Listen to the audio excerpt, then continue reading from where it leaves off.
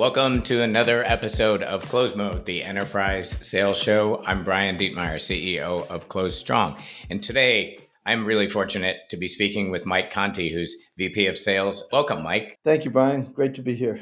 So now we're talking business in the pre-show. Today is the day after the National Football Championship, so we got that out of our system. So we won't do our podcast on Washington, Michigan. So, in our pre-interview a couple weeks or so ago, we were just kind of rambling and got onto the buyer journey, which I think we're all kind of familiar with, and you mentioned the emotional buyer journey, and it struck me because I haven't. Maybe I've heard of it, maybe not, but I haven't spent a lot of time there, and I was curious about it. And you were kind enough to send me over some reading materials. But that's what I'd love to talk to you about today and share with some of our folks who aren't as familiar with it. So at one point, we're going to kind of walk through some of the phases. But at a high level, how would you describe the emotional buyer journey? What is it? Sure. The emotional buyer journey is really something that I learned early in my career from Carnegie, but I never really understood it until someone said to me, hey, buyers make emotional decisions and support them with logic. Yeah. And that really struck me because I recognized the fact that I was trying to sell to people based upon what I thought and the logic should be for them to buy. Yeah. And it wasn't really working that well. And so I started to recognize, hey, wait a second, these people are going through emotions. Yeah. And so what are those emotions? And then I started to think more about it. It's attention, interest, desire, conviction, risk assessment, and close. Those are the emotional stages. And, we all go through those stages in everything we do, every buying decision we ever make. We just go through them faster if the item is very commodity, very inexpensive. So, for example, if you're driving down the street and you're hungry and you like hamburgers and you see Burger King, let's see, attention, yup. Interest, yeah, I'm hungry. Desire, yeah, if I don't eat now, I'm going to even be more hungry later. Conviction, I like hamburgers. You're in there, you buy the hamburger, you did it in 2 minutes, right? Pretty fast. Yeah. Buy an appliance and it's, I go in and I do a little research. I look at the different publications. Then I go to a store, I price a couple, boom, I buy it. Okay. Then a house. Well, wait a second. There's a couple more decision makers now. I got to worry about more things. It takes long. It's a higher price. It takes longer. Okay. Now let's go to enterprise software. Okay. There's lots of competitors. There's lots of different opinions about the problem. There's lots of influencers. There's lots of decision makers. The price is potentially in the millions. So now you're talking about a very elongated cycle that you have to get right. And so understanding that journey is important. And then understanding the activities that you and the buyer are executing in that journey. Right. One of the things that became obvious to me was, hey, I can tell where the buyer is in this journey by what they're doing. And so the alignment of the activities, and then what I'm doing requires resources. So when you align the emotional journey with your activity and the resources, you have a better chance to do the next best thing in the sales cycle to move the sale in the most efficient manner. And so that's the whole purpose of the the buyer's emotional journey. Tracking that journey and understanding where you are in it gives you a much better chance of developing and closing a sale. And I'm sorry, Mike. What's yeah, interesting, at the outset, you had mentioned about, people buying emotionally sort of versus rationally or logically. And it's interesting because I just read a blog about buyers, very often making suboptimal decisions, right? Focusing on the wrong thing out of context, and I often say to people, you won a lot of deals that maybe you shouldn't have won because the buyer made a crappy buy, or you lost a yeah, lot, which is even more frustrating, right? Because, yeah, it was clear. And yeah, and it's funny because I've always taken that back to where they're using the right criteria, where the right people involved. And you just got me thinking that maybe they were focusing or deleting criteria that were important because of the emotional journey. yes. Interesting. Yeah, that happens all the time, actually, and I actually watch it in sales cycles. They do. They add or delete things based on where they picture themselves and how they picture the outcome emotionally. And so they will eliminate criteria because in the at the end of the day, it's what they feel the most comfortable with emotionally. Yes. And so, yeah, that's exactly right. Interesting. So let's hit. I want to hit. I think there's six phases in the document you sent over to me, and I know we'll be our friendly producer Dan is going to be sharing that graphic. So, Yes, we have a nice graphic, and it's easy to follow when you see it all in one picture. And actually, it creates a framework for the salesperson and the manager, which I'll talk about later what the benefits of that are, to really understand their cycle and what they're doing and how productive they're being. So it'll be a good thing to look at. But let's go through it yeah, phase by let's go phase. through it. But before we do, let's just remind Dan. Don't forget the graphic, right? Can we just get that in front of him one more time?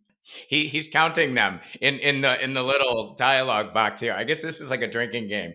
Every time we There say you go. graphic to Dan, someone has to do a shot. So okay, yeah, Yep. I'm sorry, I pulled you off track. So what's the first So phase? the first phase is attention. So at the beginning, the buyer doesn't know you and you don't know the buyer, right? And so Yeah. your job as a salesperson is to create awareness.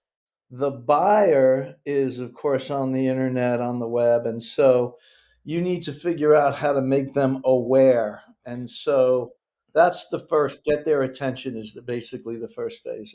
And Is that typically, you're using marketing and you're using resources to do that. You're not doing that yourself, which is another important part of why you need to understand the emotional cycle, because you don't have to do everything. You have resources that yeah, are built and meant to do some of those things if you use them properly. yeah. Cool. Yeah, you just hit my second question, which is whose job is that? Great. All right, what's the second phase? Okay, interest. So you've got their attention. How do I create interest? So you create interest by creating curiosity, right? And so you want to make the buyer curious about your solution. And the way you do that is you focus on the buyer and their problem, right? Bless you. So the Thank you. problem is the buyer doesn't care about your product. In fact, if you're an early stage company, the buyer doesn't even know what your product does, doesn't doesn't have any idea how you solve a problem, Yeah. and they don't define the problem in terms of your solution to begin with because they never heard of it. So talking about your solution is really not a good idea at this phase, right? You want to talk to them about the challenges they face and about the problems they have. And if you're really good at creating curiosity, you learn to take the things that they're telling you as symptoms, group them together, Yeah. and then start to challenge the prospect to think about whether or not these problems are actually these symptoms are actually caused by some root cause that they haven't thought of. Now that root cause is going to typically be tied to the unique way your product does things, but remember, you Right. haven't talked about the product yet. Yeah. So that's kind of how you want to generate interest. Got it. Yeah, yeah. And by the way, we see that a lot, and we've written a report on this recently about that notion of symptom versus root cause. It's like, oh, Right. margins are down, ASP is down. Okay, cool. That's not the problem. So, all right, next Right. phase. Desire. So desire is motivation, right? It's really about taking latent pain and making it acute. That's a talent, right? Nobody addresses latent pain. They just let it go. And by the way, that's 95% of the market is latent pain. So if you're good at elevating latent pain to acute pain, boy, you're going to have a big pipeline. You're going to sell a lot of stuff because you're going to have more prospects that are Yep. more likely to buy. So how do you do that? Well, the first thing, as I said earlier, you focus on the problem. You Yep. have to hurt them. You have to make them feel pain. But then you have to make them feel hope. If you make them feel pain and then you make them feel hope, you're going to get them to motivated in and to make that pain acute. Why? Because they had all these symptoms before, these problems they thought were problems, but now they're symptoms.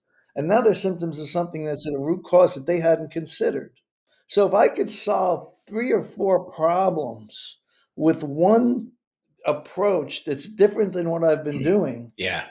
I'm going to become motivated to do that, right? And so that's how you elevate latent pain to acute pain. And when you do that, now you have a prospect that's actually going to move from that 95% of the market that's not looking for a solution to the 5% of the market that is. And those are your buyers. Yeah, you Now, just.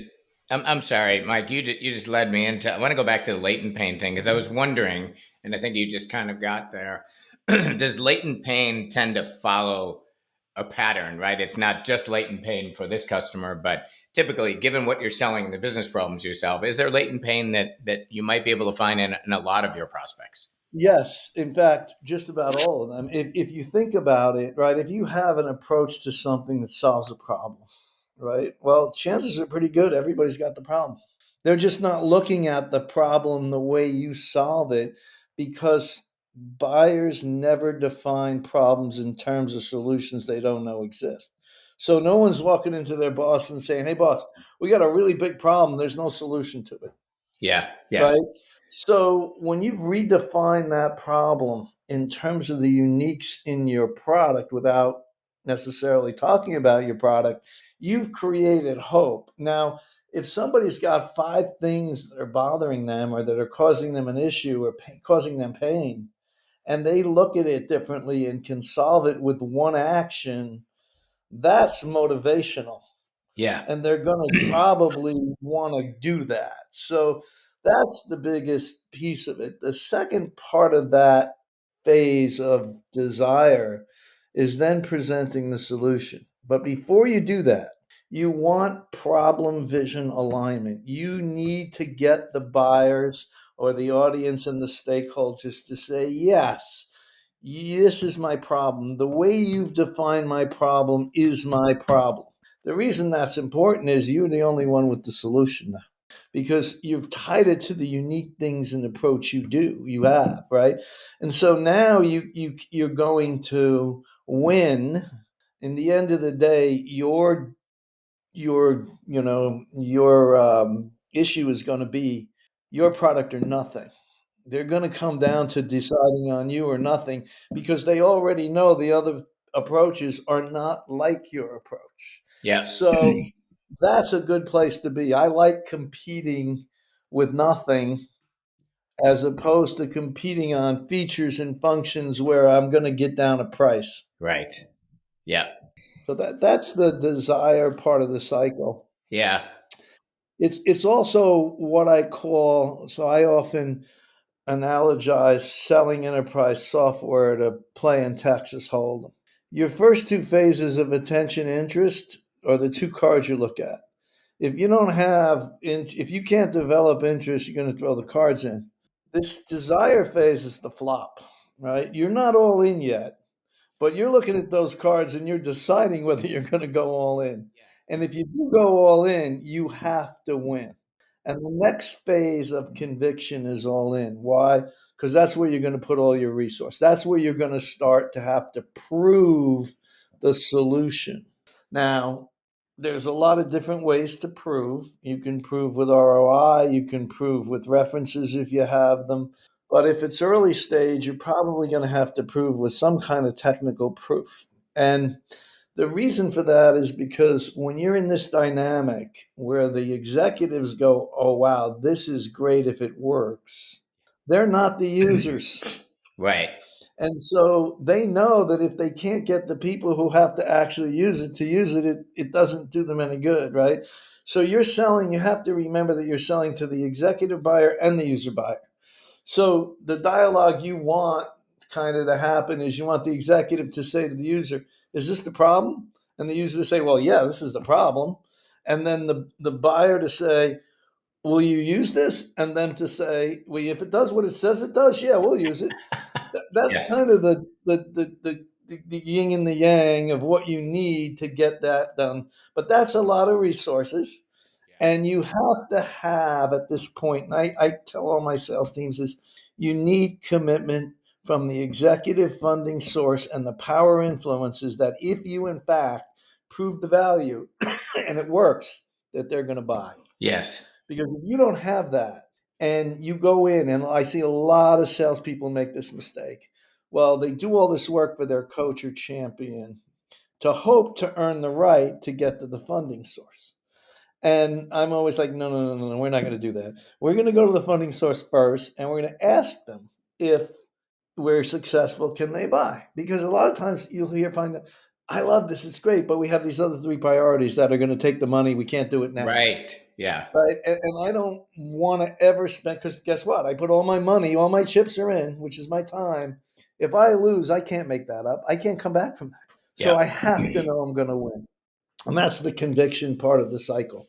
Risk assessment is interesting. They're now not, if you've convinced them that they're going to, that this solution works, risk assessment is about buying your product and doing nothing.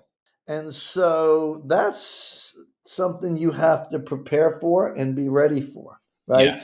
Because doing nothing, because typically when you bring in new technology, it's not just about the technology, right? It's about the organizational change, the process change. Certain people feel threatened. It's new. There's all kinds of things that a buyer thinks about that are not related to the product. And you have to focus the buyer on the desired state where they want to go. You have to prepare them. Look, you're gonna have to change. You're Yeah. going to have to deal with these organizational things.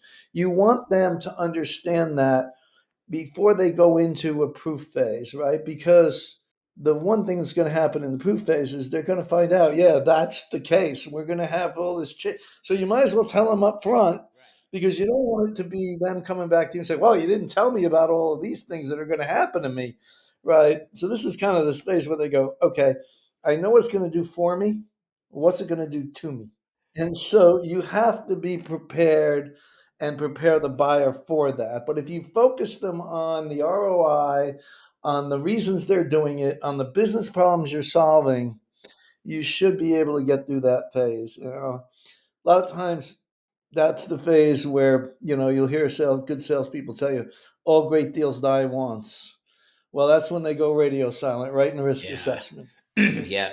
And so you have to, be prepared. They're going to come out the other side of the moon. It's just, you've been working with them that you're going to hear. And if you focused on them on the things and prepared them, you're going to hear good news at the end. Yeah. Yeah, it's so interesting to me because the theme for me is yeah. Earlier when you were saying, well, if it does what it says it does, and then you've mentioned new a couple times, and Yep. like contextually, my brain wasn't there that this is so different with a new, and Jim Dickey of Sales Mastery put out some research on as the perceived risk changes in a deal, so buyer behavior changes a lot, and that just keeps running through my mind as you're going through this, that these concepts you're talking about are even so much more important with a new technology. Absolutely. In an early stage company, I've done six. So we had two IPOs and four successful exits. And this is the reason, right? Yeah. And I've been able to typically ramp on not a lot of money. This is the reason, because you've got to get to the emotions of the buyer, and you've got to figure out a cycle that's going to execute, that you can execute around that'll be successful, right? And how much? I'm sorry, Mike, but another thing that comes to mind is the old FUD, fear, uncertainty, and doubt. So you kind of talked about the motivation. I can't remember the exact word that you used, but the flip side of that is especially with a do nothing competitor, that Yep. some of this is speaking to fear, uncertainty, and doubt, or am I misreading that? No, yeah. Fear, uncertainty, and doubt is exactly what you're fighting as you get toward the end of the cycle, right? And that's why how you set that cycle up early around the pain, right? Hey, you got these five challenges. It's not one. I always use the analogy of Jonas Salk. So before penicillin was invented, I have I'm sneezing, I'm coughing, I'm wheezing, I've got a headache, I got a fever, I don't feel good, and what am I doing? I'm drinking chicken soup, and I'm taking whatever shots of whiskey, whatever I'm Yeah. doing, right, and I'm not getting better. Jonas Salk comes along and says, "Hey, those 5 things you're suffering from are caused by an antibody. It's a Yeah. germ. And Yeah. I've got this thing called an antibiotic that's going to kill the germ and make those 5 things go away." Yeah. Well, really? Great. Let me show. Hey, it worked, right? Well, guess what? We learned what an antibody is, what an antibiotic is, what penicillin was. Why? Because it solved those 5 things. And so when you can group pain like that and tie it to one root cause, which is your unique approach solves, that's how you really make the buyer not so worried about the fear, uncertainty, and doubt, because he's not solving one thing. He's solving a bunch of things that are causing him problem, and he's willing to take that risk. Because that's what I say about risk assessment, right? That's risk assessment mode. I will take the risk because the payoff is big enough. Yeah. And So so that's you what said, just you to get this right. I'm sorry, because this I'm taking this down personally. So you were saying the 5 things with one root cause. That's yes. the math. Okay, cool. Yep. And so when you get to close, you have, well, first of all, let me go back one little bit about conviction and risk assessment. Remember one thing about technology that you sell, especially if it's new or takes a unique approach. Your customer has no idea how to evaluate it, right? He doesn't know. And so you are going to have the ability to tell the customer how they're going to do it. And I'll Wow. tell a quick little story. I was in one client, and the client said, "Yeah, I want to try your product." And I said, "Great, it's $100,000." He goes, "What? I'm not going to pay $100,000 to try your product." I go, "Well, that's what I need you to do." He goes, "Why?" I said, "Well, because your people don't know this and they don't know that, and they have to use these other 3 technologies to make this work." And he's like, "Well, that that's not what we do." I said, "Then you might not be my buyer." He goes, "Well, what do you mean?" I go, "Look, if you want to have a contest between my SE and some other SE, and Yep. you want to, great, but you're just going to pick the one that you looked at last and the SE you like the best." I go, he goes, "Well, that's kind of how we do it." So I looked at him and I said, "Well, okay, well, I guess we can't do business, but let me ask you a question. One last question." I said, "What?" I said, "Is that how you evaluate software?" He goes, "Yeah." I go, "And of the last 5 products, how many have you rolled out enterprise wide?" And he looks at me and he sheepishly holds up one finger and he goes, "And not all the way." I go, "That's what an SC to SC, the way you do it, gets you." And I left. He called me back 2 days later. He goes, "Okay, here's your money." And we ended up getting $2.5 million out of them in the next 6 months. So, you have to have the confidence that you know how to do this and how to help them understand the change, because they're going to feel that change right in the proof. So you Yeah. might as well introduce it to them and sort of get them used to it. Now you don't always have to charge $100,000. That's an extreme example, but you kind of get the idea. You've got to make them aware of the change. Yeah, I just want to react to a couple of things. I love the idea, but they don't know how to evaluate your new technology. Again, something that's hitting me personally. Thank you for that. So oftentimes I will say to my team, and I'm wondering where this fits in the emotional journey, because I'm hearing pieces of it. Allow people you know what it's like when someone's coming at you, you tend to push back a little bit, and I often talk about allowing people to lean in, giving them the space to lean in. And that last story you just told was kind of like that. Is that where does that fit in the emotional buyer journey? Where do you give people the space to lean in? You got to give them the space to lean in desire and conviction, where you got to get them to buy into the problem definition and the hope of the solution. And Okay. then you've got to get them to lean in around the change, right? Because they're going to have to encounter change. They're going to have to do different things, and there's risk in that. And so you got to let them really feel that and own that, because until they own it and until they can put themselves in that position to say, "All right, this is the scary stuff that might happen." And then you go through it in the proof and you let them see something. Okay, it wasn't that bad. Yes. And then you keep reminding them, think about how much pain you're in and how much this alleviated that pain, right? And so you got to let them feel it.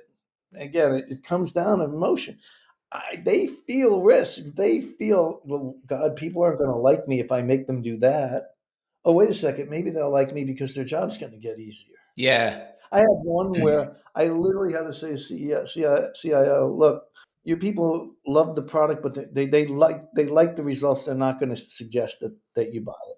And he goes, why? I go, because they don't want to change. I said, and so what you need to do as the CIO is let them know that those people that embrace change are the ones that are going to have a faster promotion path.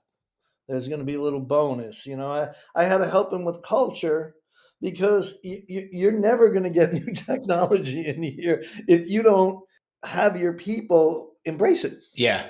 You got to set up a reward system for that and make that part of the culture. So they did, and we were successful. But so you have to. It all comes down to that emotion, really. So, and you mentioned earlier that some of this is based on a Carnegie model. Was that right? Yes. So it's Yes. funny too that the phrase that, like, when you first said that, for some reason a bell went off, and the phrase just came to mind about everything that's old is new again. and Yep. and I've become more interested in EQ, or emotional intelligence, and as I'm listening to what you're saying and listening to referencing back to the Carnegie model, this is not unlike what's now branded as EQ, or emotional intelligence. You think that's Yes. fair?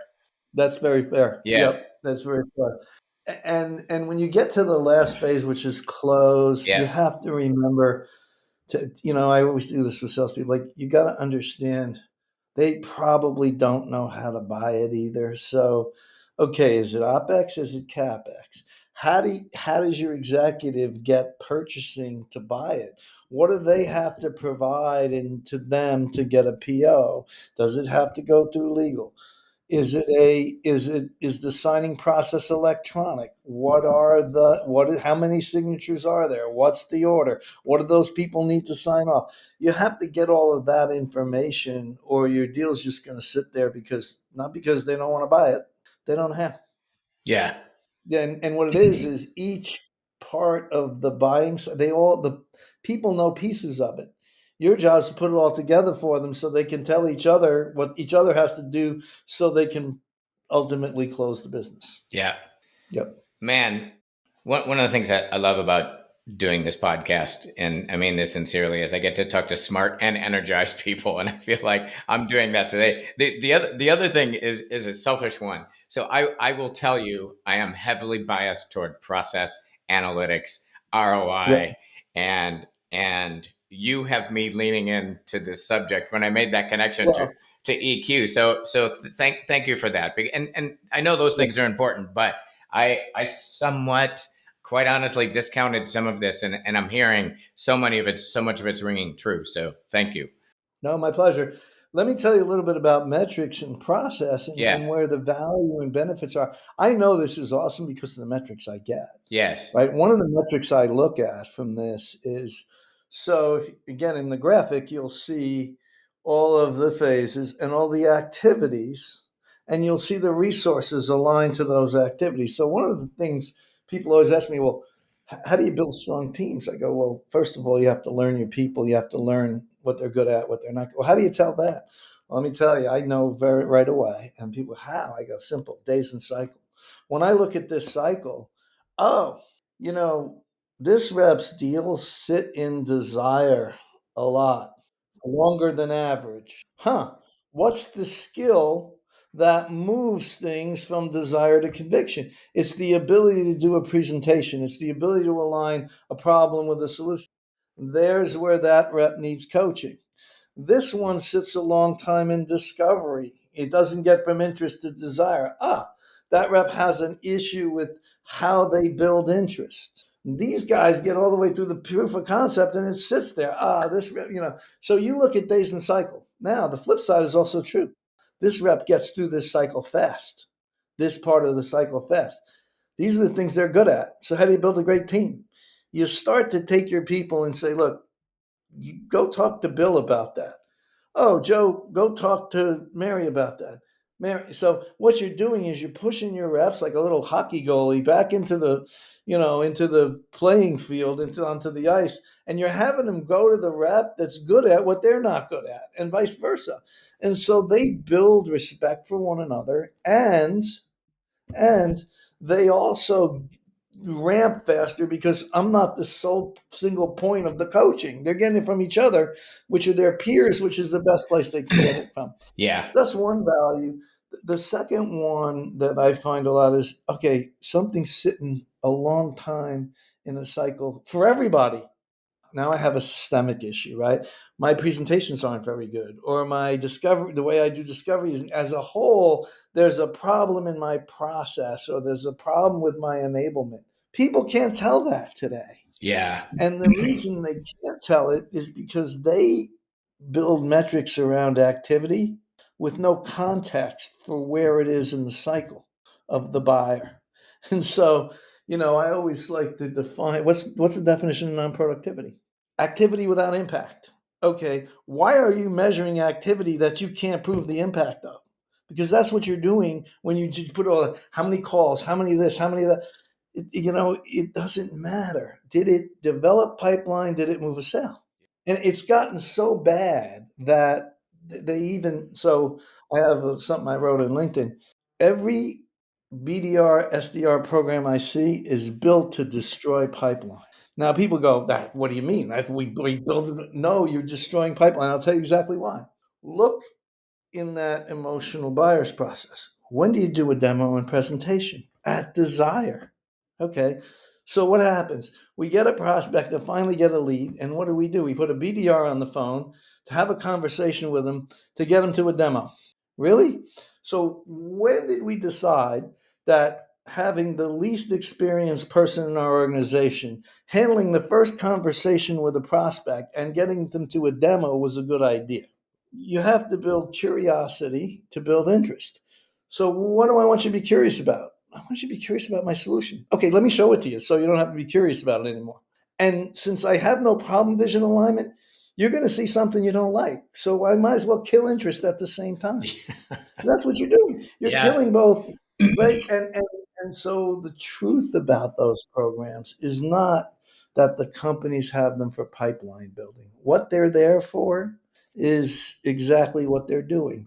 They're trying to find people who are interested already and will buy in this quarter or next quarter, right? And how do I know that? You're doing a presentation. When do you do a presentation? When you have someone who's interested. So the reason you're doing that, your marketing people can't figure out, and this is a big challenge these days, how to get to the buyer.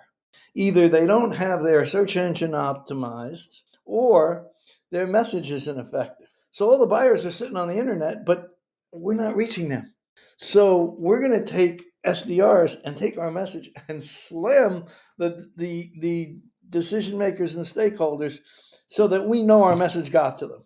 That is an awful approach to building pipeline. And when you consider the fact that the latent market is 20 times the size of the active looking market, it shouldn't be that hard to build pipeline, Wow. right? So, if you're a salesperson out there and that's what your BDRs are doing, stop. Don't let them do that. You what you want them to do is to work with you in marketing on effective campaigns that focus on the buyer's problem. And when they get the buyer to respond, you want to be on that phone call. You don't want them handling that call. You want to handle that call, do the right discovery, and put them in the right cycle. Two things. One comment, one question.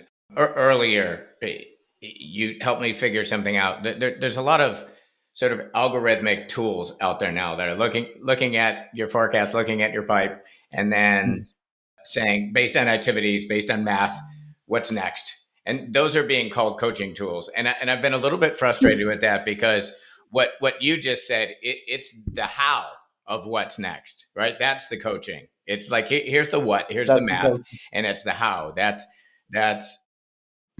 yeah, that clarified for I'm, me I'm the difference. watching most AI tools are going to just help people get to the wrong conclusions faster, Yep. right? Because they're they're building AI around the wrong process to begin with. So, for example, let you really let's update Salesforce with Gong and email. Oh, great! So you really think you're going to get discovery on a Zoom call that's being recorded? Okay. No one is going to share anything on that call that they wouldn't feel comfortable sharing in front of the whole group, which means, and publicly, which means what? That you're going to hear the same pablum your competitors are hearing.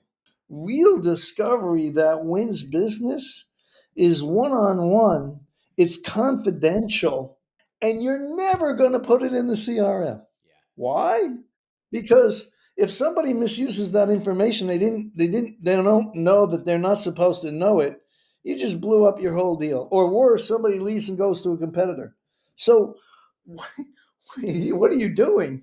And when we have like BDRs, SDRs, marketing, sales management, executives, partners, they're all updating Salesforce.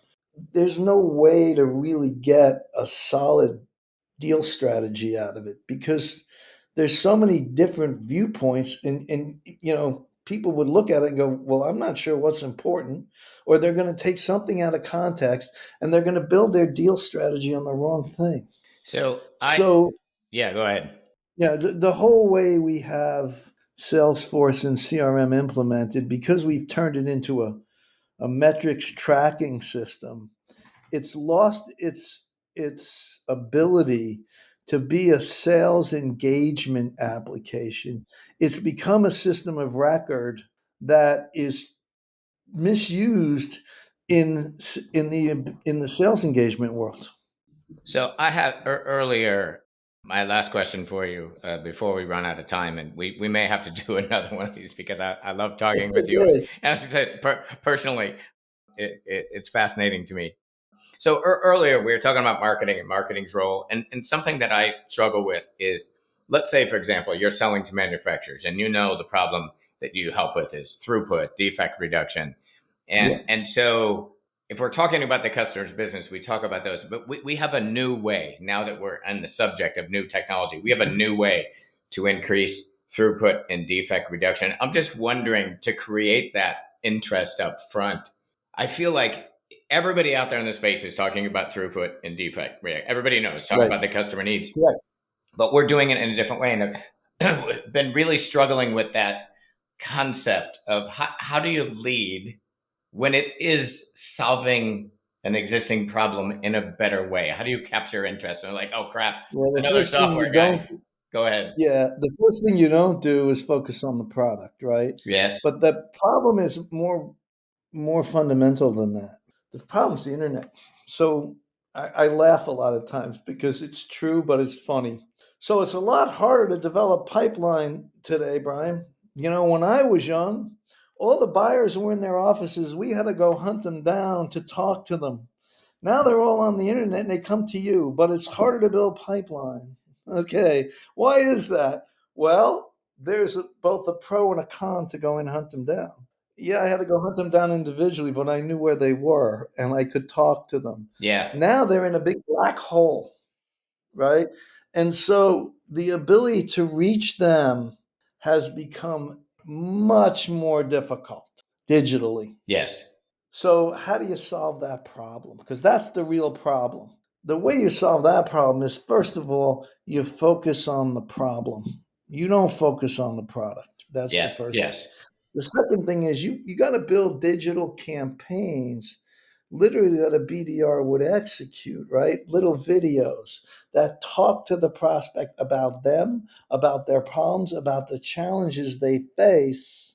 And then you have to give them something, right? Like, hey, we'll do we'd love to see if you're suffering from these issues, and we'll do a little, uh, survey, or we'll do, answer these 10 whatever, and do things with videos, right, Yeah. that focus right at that buyer, so that when they don't want to read, they want to click a link and see a story, right?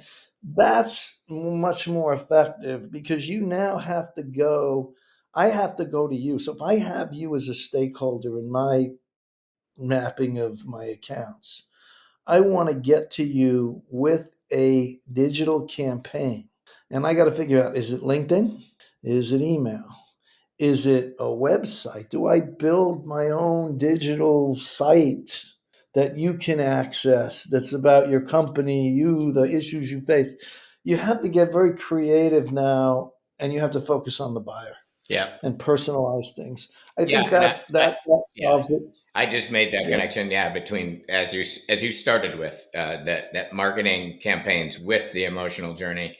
So yeah, I'm sincere that I think we need to do another one of these, because I really want to dive under this issue that we just started, that we just started playing with, which is creating that marketing interest, because I have a couple challenges I'd like to present to you. So yeah, if you're willing, I'd love to have you back. And I really, Yeah, I'd love to come back. I like,